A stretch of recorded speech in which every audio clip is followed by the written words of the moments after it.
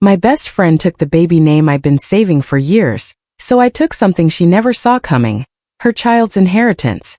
My best friend Jenna stole my baby name, a name sacred to me, chosen the night my mom died. We just fell in love with it, she said, shrugging off my pain. But karma? Oh, karma's a beautiful thing.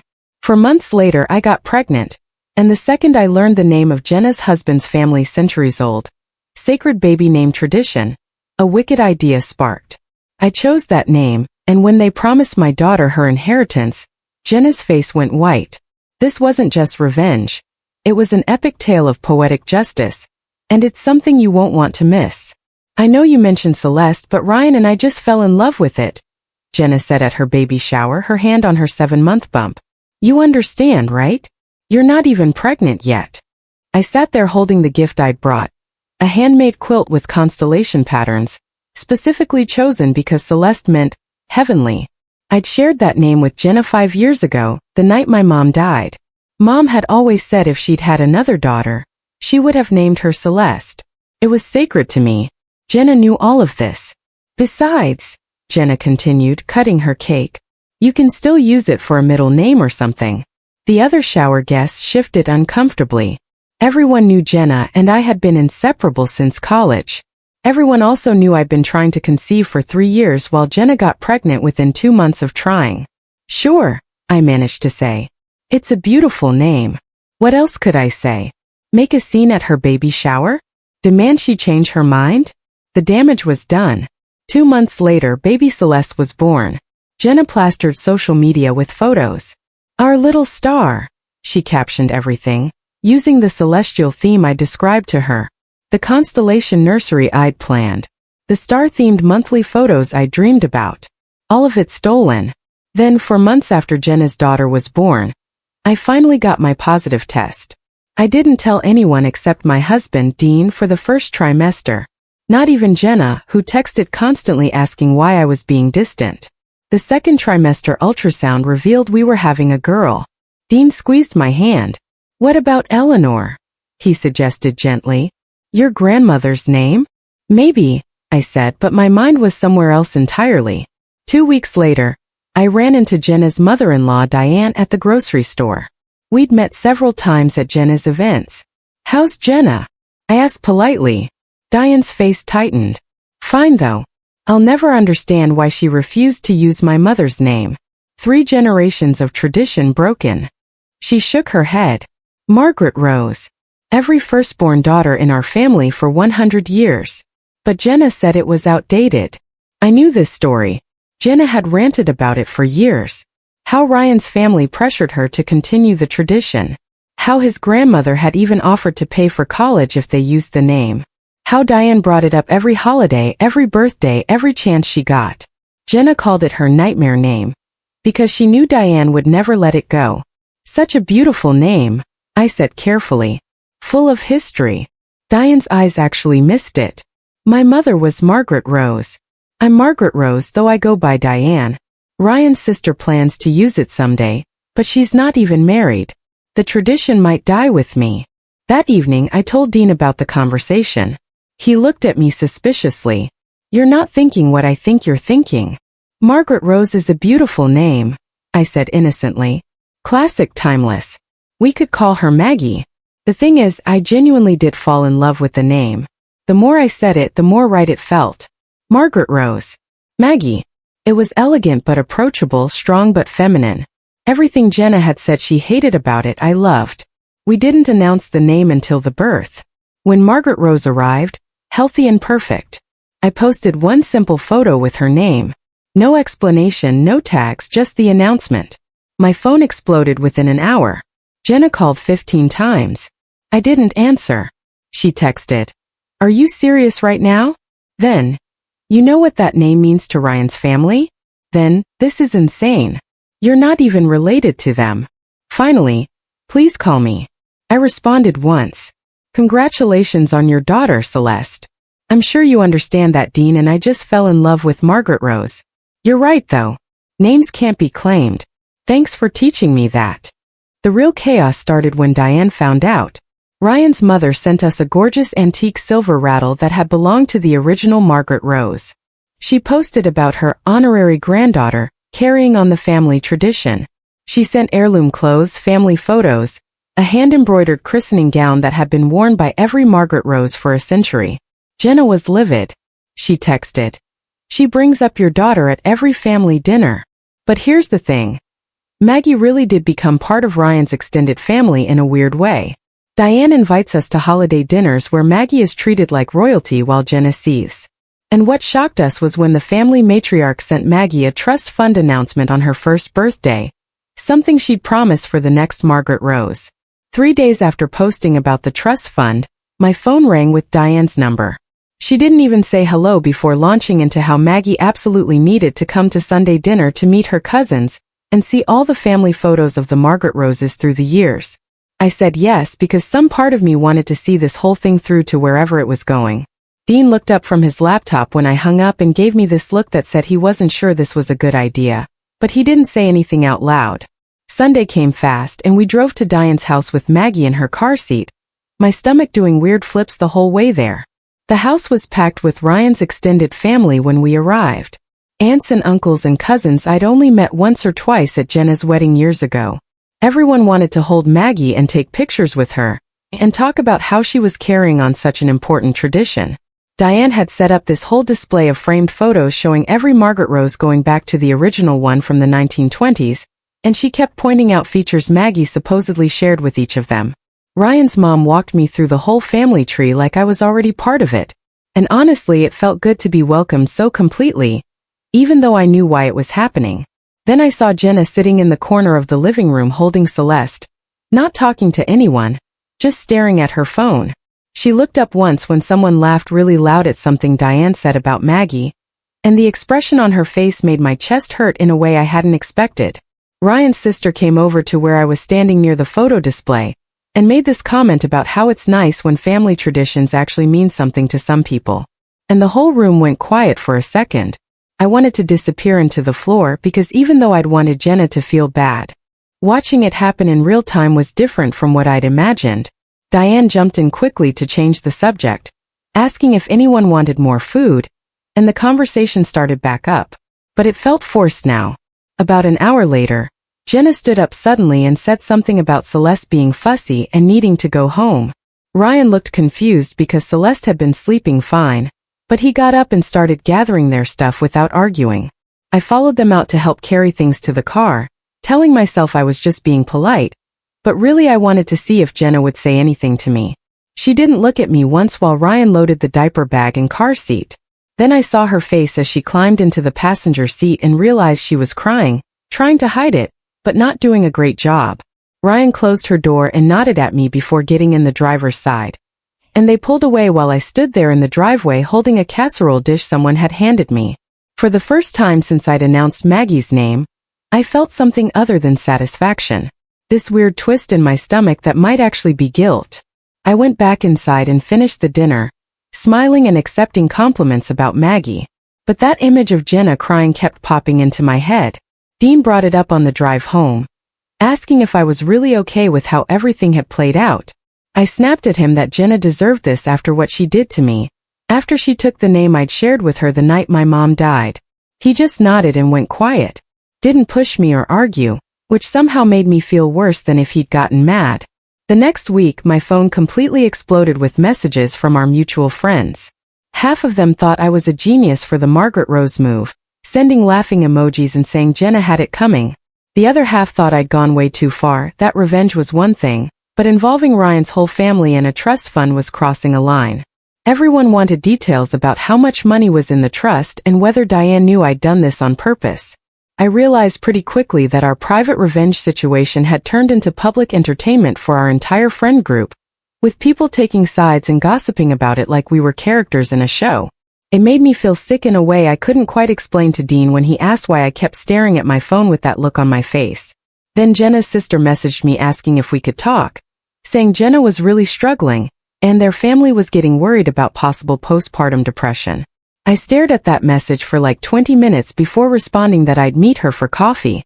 I told myself I wasn't a complete monster, that I could at least hear her out, even though I was still angry about everything Jenna had done. We met at a coffee shop halfway between our houses, And Jenna's sister didn't waste any time getting to the point. She explained that Jenna was crying all the time, wouldn't go to any family events with Ryan anymore, and kept apologizing to him about the whole name thing, even though it was too late to change it. She asked if there was any way to fix this situation, and I honestly didn't know what to tell her. I sat there stirring my coffee and trying to figure out what fixing it would even look like at this point, because Maggie's name was Maggie's name, and the trust fund was already set up. Jenna's sister left after about 30 minutes, looking disappointed that I didn't have any answers for her. And I drove home feeling more confused than ever about whether I'd actually won anything. The hollow feeling in my chest got worse over the next few days until I finally told Dean I thought I needed to talk to someone professional about all this. He found a therapist named Adriana Moses who had good reviews and could see me pretty quickly. I went to my first appointment not really sure what I was supposed to say, but Adriana made it easy by just asking me to tell her what brought me in. I explained the whole thing, from Jenna taking Celeste to me choosing Margaret Rose to the trust fund announcement, and Adriana listened without judging or telling me I was right or wrong. At my second session, she asked me what I'd actually wanted from this whole situation, and I had to think about it for a while. I realized I wanted Jenna to understand how much she'd hurt me, to really get what it felt like to have something precious stolen. But sitting there in Adriana's office, I had to admit that understanding and public humiliation weren't the same thing, and maybe I'd gone further than I needed to. The satisfaction I'd expected from the revenge just wasn't showing up. And instead, I kept replaying that moment of Jenna crying in the driveway, wondering if I'd become the villain in someone else's story instead of the hero in mine. Then Diane called again to invite us to Thanksgiving, making it really clear that this was a Margaret Rose family tradition, and Maggie needed to be there. Dean asked if I wanted to decline to avoid more drama with Jenna, but I couldn't bring myself to say no. Diane's affection for Maggie was genuine and real, not fake or manipulative, and rejecting that felt wrong, even though I knew it would hurt Jenna to see us there. I told Dean we'd go to Thanksgiving and just deal with whatever happened, even though my stomach twisted just thinking about it. Thanksgiving at Diane's house turned out exactly as uncomfortable as I expected. Dean and I arrived right on time with Maggie dressed in a little turkey outfit that Diane had specifically requested we bring her in.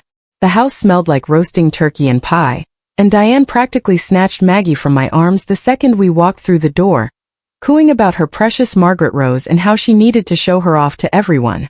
Ryan's extended family filled the living room and dining room. Aunts and uncles and cousins I'd met at previous gatherings, and they all made a fuss over Maggie like she was the guest of honor. Diane had even set up a special high chair decorated with a banner that said, "Our little Margaret Rose" in fancy letters. I caught Dean giving me a look that said this was way more intense than either of us anticipated, but we went along with it because Diane's excitement felt genuine, even if the situation was weird. An hour passed with no sign of Jenna and Ryan, and I watched Diane check her phone repeatedly and glance at the door. When they finally showed up at almost 2 o'clock, a full hour late, Jenna looked exhausted and Ryan seemed tense. Celeste was fussy in Ryan's arms, and Jenna barely made eye contact with anyone as they came in. Diane immediately asked what took so long, her voice tight with that particular tone mothers use when they're annoyed but trying not to show it in front of guests. Ryan mumbled something about Celeste's nap schedule being off, and needing to wait for her to wake up. But I saw Jenna's jaw clench like that wasn't the real reason at all. They sat at the far end of the table from us, and the meal was so awkward I could barely eat my turkey. Jenna pushed food around her plate, and Ryan kept his eyes down, and every time Diane mentioned Maggie or the Margaret Rose tradition, I watched Jenna's shoulders get tighter. Halfway through dinner, Celeste started crying and wouldn't stop, and Jenna stood up abruptly and said they needed to go. Ryan tried to convince her to stay for dessert at least, but she was already gathering their things and heading for the door. I followed them out to the driveway under the excuse of getting something from our car, and that's when I overheard Diane catching Ryan at his vehicle. She asked him straight out why they never stayed for full family dinners anymore, why they always had an excuse to leave early, and her voice cracked a little like she already knew the answer, but needed to hear him say it. Ryan looked miserable standing there with Celeste's car seat in one hand, and he said something about Celeste's schedule being unpredictable and Jenna being tired from night feedings, but everyone knew those were just excuses. The real reason stood in Diane's living room wearing a turkey outfit and being treated like the family princess, while Jenna's daughter got barely a glance. I got back in the car and Dean asked if I was okay, and I told him I didn't know anymore. 2 days after Thanksgiving, my phone rang from a number I didn't recognize with a local area code. I almost didn't answer because I was in the middle of changing Maggie's diaper. But something made me pick up.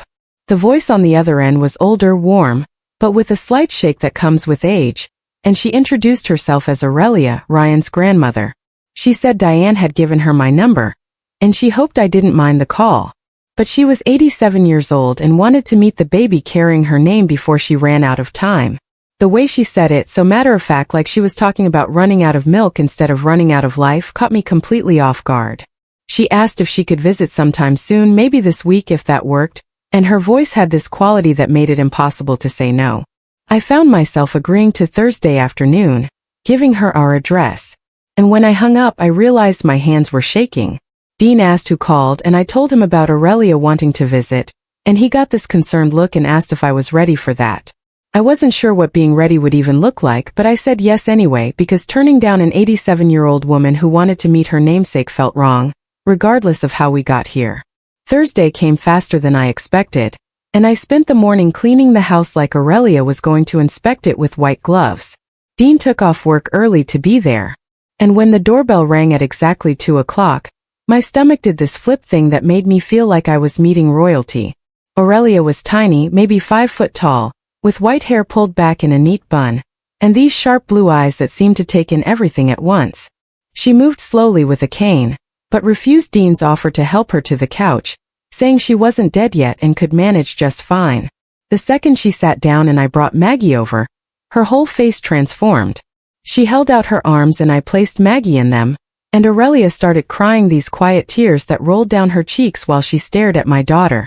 She touched Maggie's face so gently, tracing her features, and whispered that she looked just like the original Margaret Rose had looked as a baby. Then she started talking, and for the next 2 hours, I sat there listening to stories I never expected to hear. She told me about her mother, the first Margaret Rose, who was born in 1920 and lived through the Depression, how her mother used to tell her that the name meant strong like a rose but steady like Margaret of Antioch, and how that strength got their family through years when they had nothing. She talked about being named Margaret Rose herself, going by her middle name Aurelia to avoid confusion, and how she'd passed the name to her daughter Diane, who also went by her middle name. She described what it meant to carry a name through wars and depressions and joy, how each Margaret Rose added to the legacy while keeping it alive. She held Maggie the entire time, rocking her gently, and told stories about family weddings and funerals and ordinary Tuesdays that somehow mattered because they were lived by women who carried this name. When she finally handed Maggie back to me, she squeezed my hand and thanked me for giving the name a home, for making sure it didn't die with her generation. I felt the weight of what this name represented pressing down on me, and it had nothing to do with Jenna or revenge or anything I'd been thinking about when I chose it. After Aurelia left, I lasted maybe 10 minutes before I started crying. Not pretty crying either, but the ugly kind where you can't catch your breath and your nose runs and you can't stop even when you want to. Dean found me on the bathroom floor and just sat down next to me, pulling me against his chest while I sobbed into his shirt. I told him I chose this name to hurt Jenna, not to honor a century of family history, not to carry on something that meant everything to people I didn't even know. He rubbed my back and let me cry it out, and when I finally calmed down enough to breathe normally, he said the name could mean both things, that I could have chosen it for the wrong reasons and it could still turn into something right, that intentions and outcomes don't always match up. I asked him how I was supposed to live with that, with knowing I'd use something sacred as a weapon, and he said the same way everyone lives with their mistakes, by trying to do better going forward. I wasn't sure I believed him, wasn't sure I could separate the revenge from the legacy, but I let him hold me anyway because I didn't know what else to do. The trust fund lawyer called a week later, introducing himself as Fabian Painter, and saying he needed to meet with us to handle some paperwork. We set up an appointment at his office for the following Tuesday, and Dean and I drove there with Maggie in the back seat, both of us quiet and tense. Fabian's office was in one of those old buildings downtown with wood paneling and leather chairs that smelled like old books. He was maybe 60 with gray hair and reading glasses, and he laid out a stack of documents on his desk that looked intimidating. He explained that Aurelia had set up the trust fund almost 20 years ago, back when Diane was pregnant with Ryan, specifically for whoever carried on the Margaret Rose name. The fund had been growing all this time, invested carefully, and was now worth just over $200,000.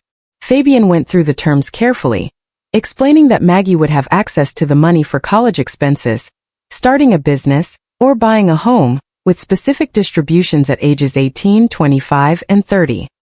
He said Aurelia had been very specific about wanting the money to help the next Margaret Rose build a good life, to give her opportunities that previous generations hadn't had. As he talked, I felt the situation getting more and more complicated. Felt the weight of this gift that came from my worst impulses. Dean squeezed my hand under the table, and I squeezed back, and we signed all the papers that made Maggie's future more secure while making my guilt heavier. 3 months passed with no contact from Jenna, and I'd started to think maybe that was just how things would be now. Former best friends who avoided each other in our small town. Then my phone buzzed with a text from her number. Just 3 words. Can we talk? No question mark, no explanation, just those 3 words that made my heart start racing. I stared at my phone for 20 minutes, reading and rereading the message, my thumb hovering over the keyboard. Dean asked what was wrong and I showed him the text and he said I should do whatever felt right, but that he'd support me either way. I finally typed back that I was willing to meet, and my hand shook so badly I had to retype it twice to fix the typos. She responded immediately with a suggestion to meet at Riverside Park, halfway between our houses, the next day at 10 o'clock. I agreed and spent the rest of the night unable to sleep, playing out 100 different versions of what she might say and what I might say back. The park was almost empty when I got there. Just a few joggers and one older man walking his dog. I pushed Maggie's stroller along the path until I saw Jenna coming from the other direction with Celeste's stroller, and we both stopped about 10 feet apart like we needed that buffer zone. For 5 full minutes, neither of us said anything. Just stood there pushing our strollers back and forth slightly, the way you do to keep babies calm. I studied the ground, the trees, anything but Jenna's face, and I could tell she was doing the same thing. Finally, she took a breath and said she was sorry. Really sorry. And the words came out rushed like she'd been practicing them. She said she didn't understand what the name meant to me, until she watched me take something that meant everything to Ryan's family, until she saw how it felt to have something precious stolen. Her voice cracked on the last word, and I finally looked up at her, saw that she'd been crying before she even got here. I wanted to stay angry, wanted to hold on to the righteous fury that had fueled me for months. But standing there looking at her swollen eyes and slumped shoulders, I couldn't find it anymore. I told Jenna I was sorry too, and the words felt strange coming out but true at the same time. I said I wanted to hurt her the way she hurt me, that I'd succeeded, but it didn't feel the way I thought it would. She started crying harder and I started crying too. And we stood there in this park with our sleeping babies between us.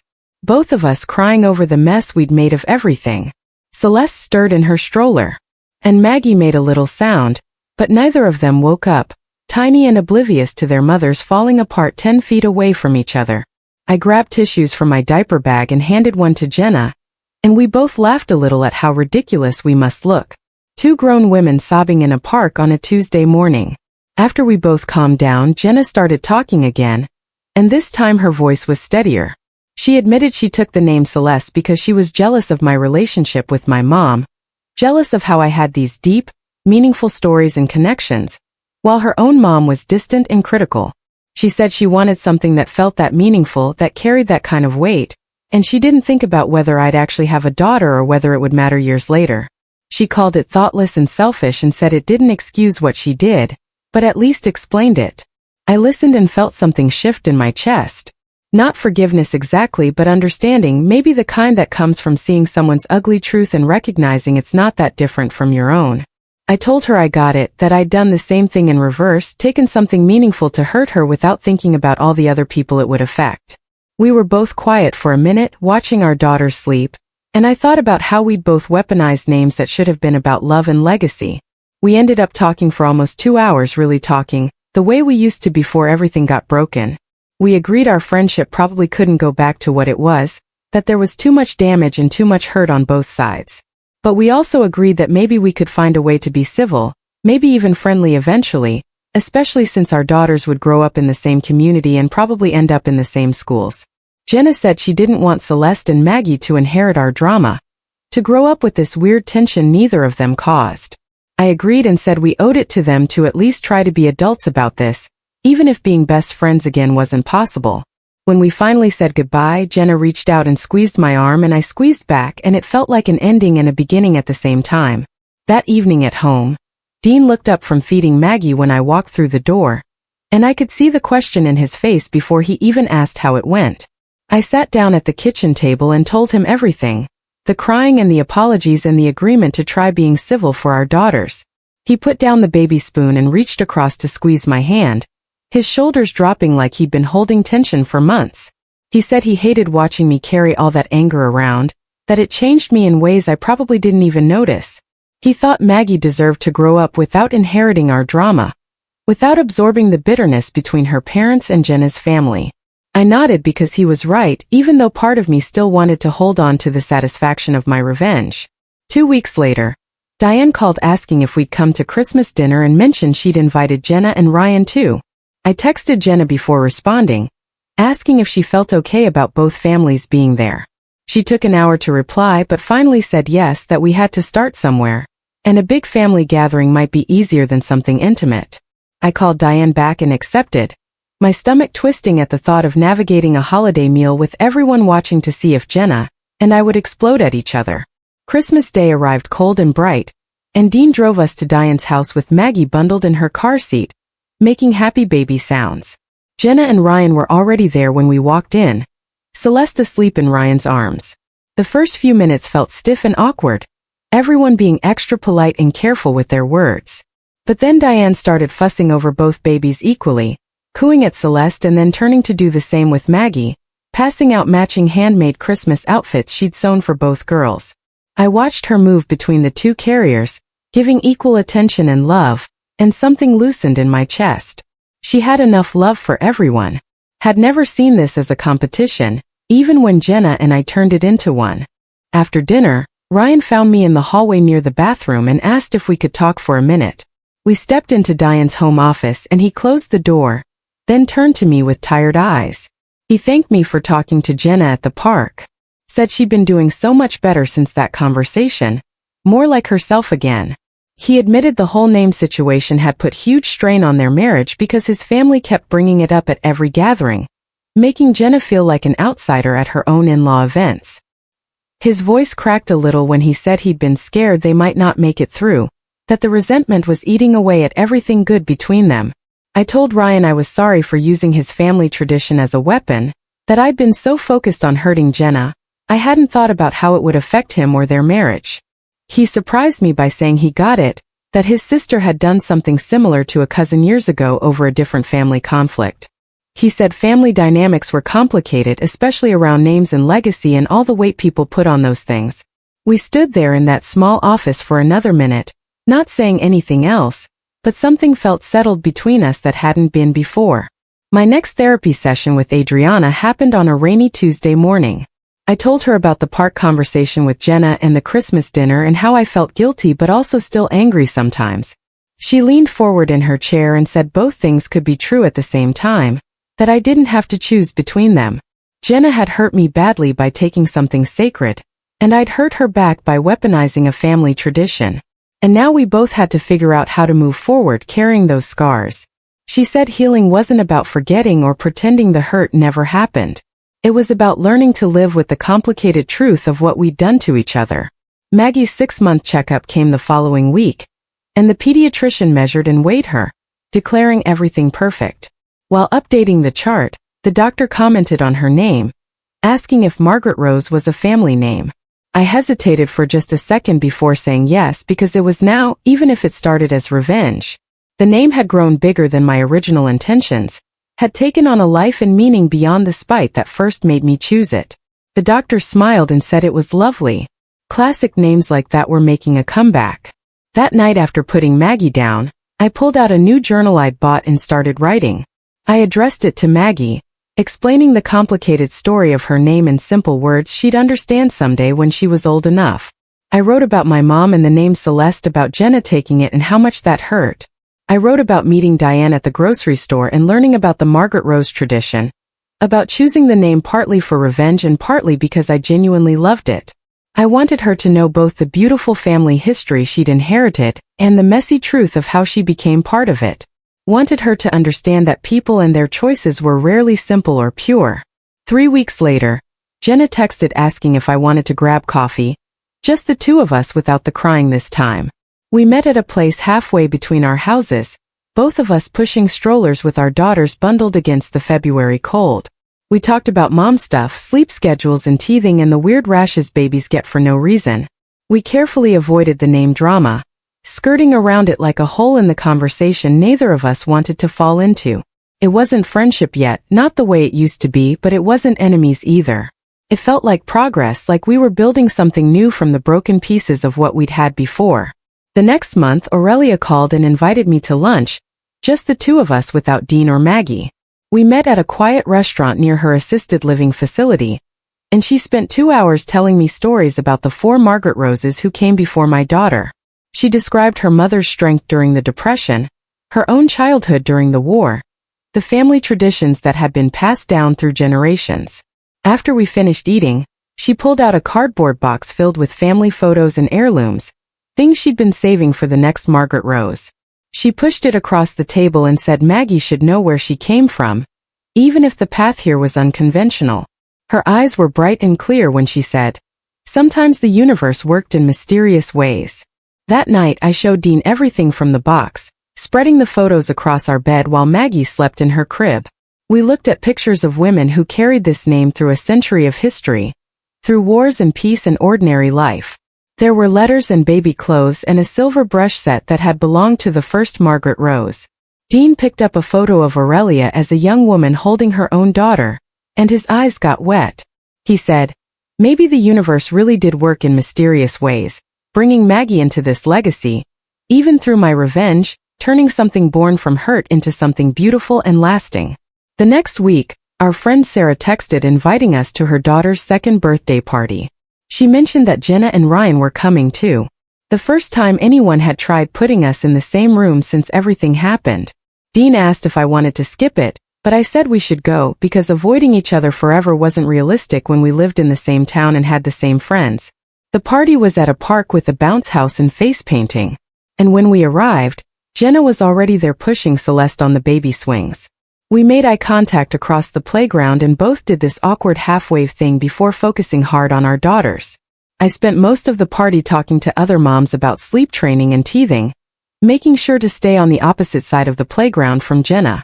When the cake came out, we ended up standing near each other in the crowd, and I could feel the other parents watching us like we might start fighting. But we just sang happy birthday with everyone else, fed our babies tiny pieces of cake, and wiped frosting off their faces. On the drive home, Dean said that went better than expected, and I agreed even though my shoulders had been tense the entire time. 2 days later, Diane called asking if I'd bring Maggie to her weekly grandmother's group on Thursday mornings. She explained that she met with 5 other grandmas at a coffee shop, and they all brought photos of their grandkids, and she really wanted to show Maggie off in person.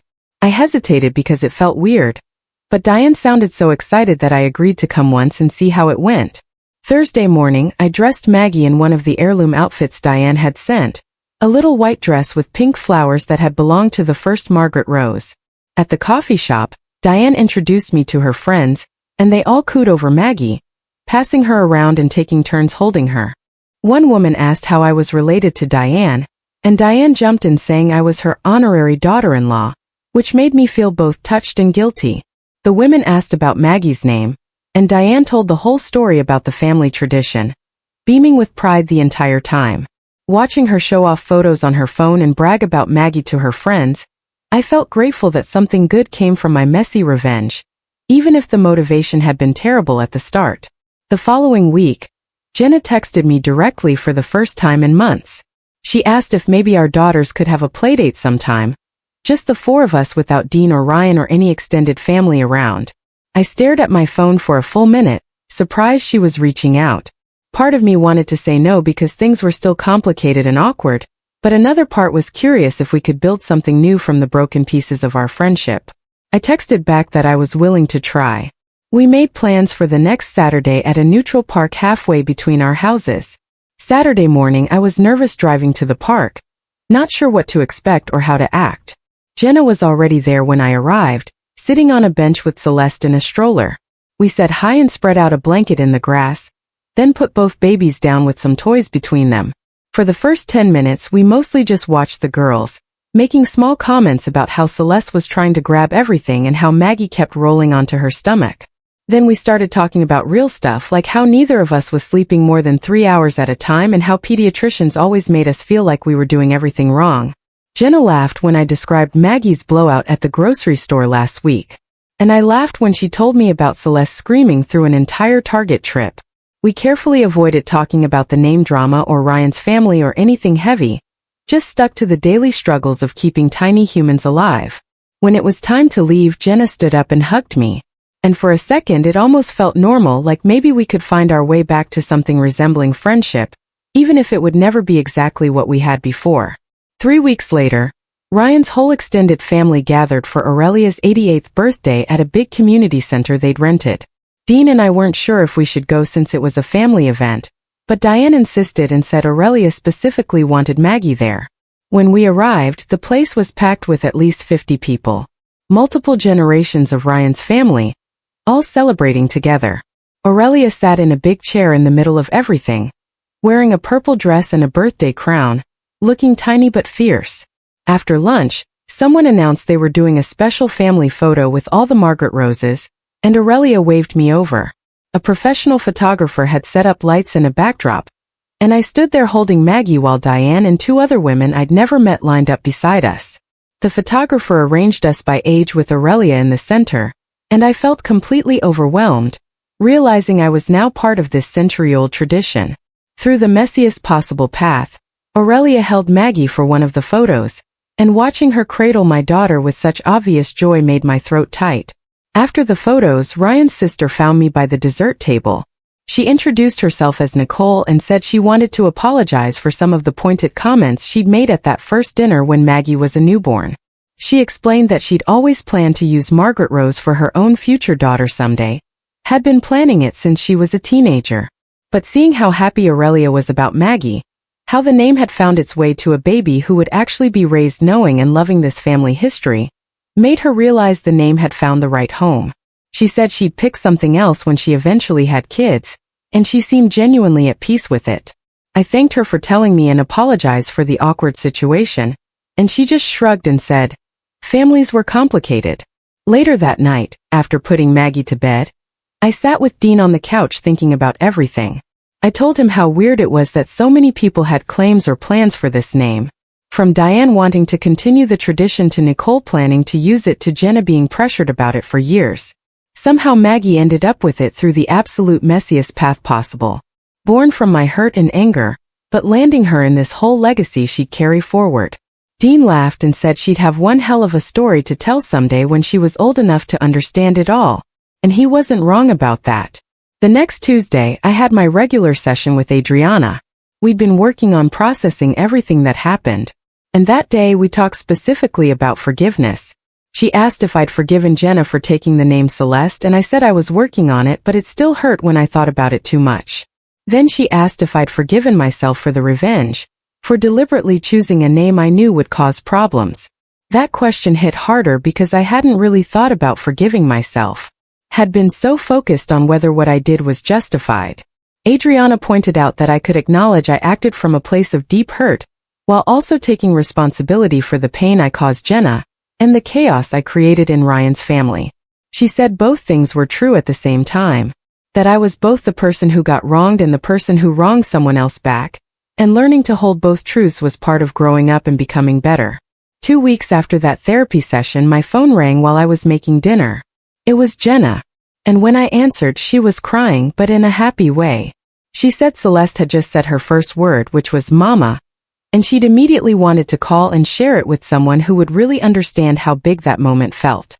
We talked for 20 minutes about first words and milestones and how fast they were growing. And the whole conversation felt easy and genuine in a way nothing had felt between us in over a year. The fact that she'd called me, that I was the person she wanted to share that moment with, felt like a real turning point. Not back to what we were before, but forward into something new we were building together. That same week, Dean came home from work grinning, and announced he'd gotten the promotion he'd been hoping for. We celebrated by ordering expensive takeout and opening a bottle of wine after Maggie was asleep. Then Dean pulled out his laptop and showed me something he'd been researching. a college savings plan separate from the trust fund Aurelia had set up. He said Maggie should have opportunities that came from us too, not just from the complicated legacy attached to her name. We spent an hour setting up the account and making our first deposit, and it felt good to be giving her something that had nothing to do with revenge or family drama, just her parents planning for her future. A few days later, I sat down and wrote Aurelia a long letter, thanking her for everything she'd done for Maggie. I told her how much it meant that she welcomed us so completely into the family history, and shared all those stories about the Margaret Roses who came before. I explained that I wanted her to know how grateful we were, not just for the trust fund, but for making Maggie feel like she truly belonged to this legacy. Her response came in the mail 2 weeks later, written in shaky handwriting that made my throat tight. She said that Margaret Rose names have always found their way to the right babies, that somehow the universe guides these things, even when people think they're making choices for the wrong reasons. She wrote that she believed Maggie was meant to carry this name forward, and that watching our family become part of their tradition brought her more joy than I could imagine. I cried reading it and put the letter in Maggie's baby book so she'd have it someday. The following Tuesday, Jenna texted asking if I wanted to try a mom and baby yoga class with her. I almost said no out of habit, but something made me agree. We met at the studio with both girls, and the class itself was fine. Nothing special, just a bunch of tired moms trying to stretch while babies crawled around the mats. Afterward, we grabbed smoothies at the place next door, and the woman working there messed up both our orders completely, giving us green drinks that tasted like lawn clippings mixed with sadness. Jenna made a face and said something about how the instructor kept calling it sacred mama time, while her own baby was literally eating yoga mat foam. And I just lost it laughing. She started laughing too, and we sat there cracking up about the whole ridiculous experience. And it felt easy and light in a way nothing had felt between us in over a year. Walking to our cars, Jenna said she'd miss this. Miss just being able to laugh with me about stupid stuff. And I realized I'd missed it too. 2 weeks before Maggie's first birthday, Diane called asking if she could throw a party for her. She wanted to invite the whole extended family, and make it special since it was the first birthday for the newest Margaret Rose. I checked with Jenna first, not wanting to blindside her, and she said they'd come, that Celeste should be there too. The party was at Diane's house, with decorations everywhere and more food than 20 people could eat. Ryan's cousins came with their kids, and his sister brought her boyfriend, and Aurelia sat in the best chair, watching everything with this huge smile on her face. Jenna and Ryan showed up right on time with Celeste, who'd gotten so big since I'd last seen her. Watching our daughters play together on the floor, passing toys back and forth in that weird baby way where they don't really interact but exist near each other. I thought about how they'd grow up knowing each other. They'd be at the same school events probably, maybe even in the same classes someday. I was glad we'd worked through enough of our mess that they could have that our drama wouldn't define their relationship the way it had defined ours. The next week, Fabian called asking us to come to his office to finalize the trust fund paperwork. Dean took time off work, and we met with him on a Thursday morning. Fabian walked us through all the details, explaining that Maggie would have access to the funds for education expenses starting at 18, or for starting a business, or for buying her first home. The amount had grown since Aurelia first set it up, and hearing the actual number made my stomach flip. This incredible gift had come from my worst impulses, from my desire to hurt Jenna, and now it would shape Maggie's entire future. Fabian had us sign about 15 different documents, and the whole time I kept thinking about how I needed to make sure she used this wisely, that she understood the responsibility that came with it. That evening, after putting Maggie to bed, I brought Dean the journal I'd been keeping since before she was born. I told him I wanted him to read it. All of it. The parts about choosing her name for revenge and the parts about falling in love with the family history and everything in between. He sat on the couch and read the whole thing in one sitting while I pretended to watch TV, but really just watched him. When he finished, he looked at me and said it was important that I was being this honest, not sugarcoating the revenge or pretending it was all noble from the start. He said Maggie would need to know the real story someday, complicated and messy as it was, because that's how life actually works. 2 weeks after Maggie's first birthday, Diane called early in the morning crying. Aurelia had passed away peacefully in her sleep, and the family was making arrangements. The funeral was 4 days later, and I was shocked when Ryan called asking if I would speak about carrying on the Margaret Rose tradition. He said Aurelia had specifically mentioned wanting me included in the service, that I represented the future of the family name. I wrote and rewrote my speech about 10 times trying to find the right words. At the funeral, I stood up in front of everyone and talked about legacy and second chances and babies who bring families together in unexpected ways. I talked about how Aurelia taught me that names carry history forward, and that sometimes the path to belonging is stranger than anyone plans. My voice shook the whole time, but I got through it. And afterward, people hugged me like I was actually part of the family. A week later, the lawyer handling Aurelia's estate called us in for the will reading. She'd left specific items to different family members. And when he got to Maggie's part, he pulled out a small velvet box. Inside was a gold locket with photos of all 5 Margaret Roses. Tiny, perfect pictures, including one of Maggie from her birthday party. The inscription on the back said, "For the girl who brought the name home." And I started crying right there in the lawyer's office. Aurelia had seen past my revenge to something bigger. Had recognized that despite my messy motives, Maggie really did belong to this legacy. Dean drove home because I couldn't stop crying. And we put the locket in the safe to give Maggie when she was old enough to understand what it meant.